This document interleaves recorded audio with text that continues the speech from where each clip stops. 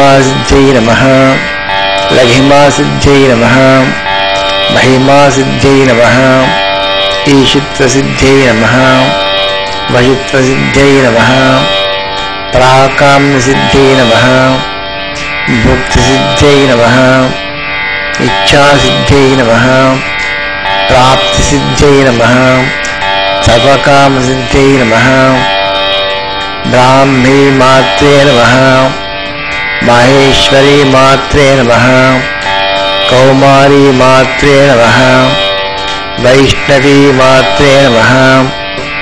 वाराही मात्रे नमः माहेन्द्री मात्रे नमः चामुंडा मात्रे नमः महालक्ष्मी मात्रे नमः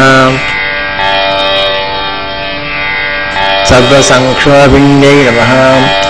सर्वविद्याभिन्यै नमः सर्वाकर्षण्यै नमः सर्ववशंकर्यै नमः सर्वोन्मादिन्यै नमः सर्वमहांकुशायै नमः सर्वखेचर्यै नमः सर्वबीजायै नमः सर्वयोन्यै नमः सर्वत्रिखण्डायै नमः त्रिपुराचक्रेश्वर्यै नमः कामाकर्षण्यै नमः बुद्ध्याकर्षण्यै नमः अहंकाराकर्षण्यै नमः शब्दाकर्षण्यै नमः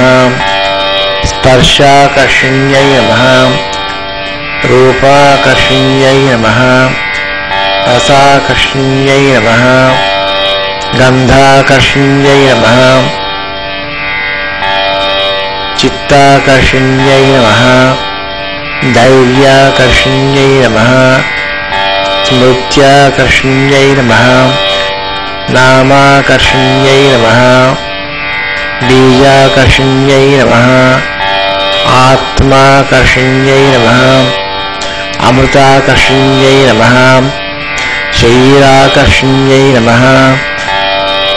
त्रिपुरेश्वरी चक्रेश्वर्यै नमः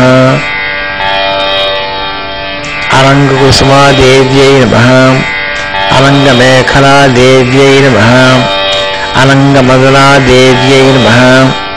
अनंगमदनातुलादेव्यै नमः अनंगरेखादेव्यै नमः अनंगवेगिनी देव्यै नमः अनंगांकुशादेव्यै नमः अनंगमालिनी देव्यै नमः त्रिपुरसुंदरी चक्रेश्वर्यै नमः सर्वसंक्षोभिन्यै नमः सर्वविद्राविण्यै नमः सर्वाकर्षण्यै नमः सर्वाह्लादिन्यै नमः सर्वसम्मोहिन्यै नमः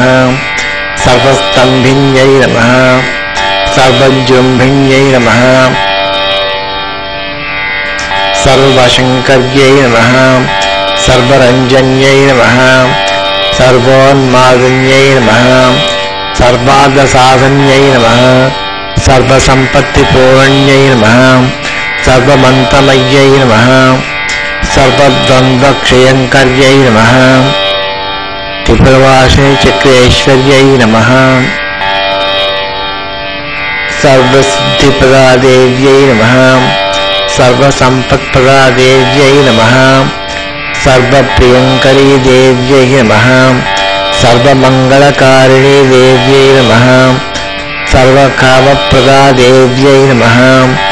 सर्वदुःखविमोचनी देव्यै नमः सर्वमृत्युप्रशमनी देव्यै नमः सर्वविघ्ननिवारिणी देव्यै नमः सर्वांगसुंदरी देव्यै नमः सर्वसौभाग्यदायिनी देव्यै नमः त्रिपुरा श्रीचक्रेश्वर्यै नमः सर्वज्ञादेव्यै नमः सर्वशक्तिदेव्यै नमः सर्वैश्वर्यप्रदादेव्यै नमः सर्वज्ञानमयी देव्यै नमः सर्वव्याधिविनाशिनी देव्यै नमः सर्वाधारस्वरूपा देव्यै नमः सर्वपापहरा देव्यै नमः सर्वानंदमयी देव्यै नमः सर्वरक्षास्वरूपिणी देव्यै नमः सर्वेक्षफलप्रदा देव्यै नमः त्रिपुरमालिनी चक्रेश्वर्यै नमः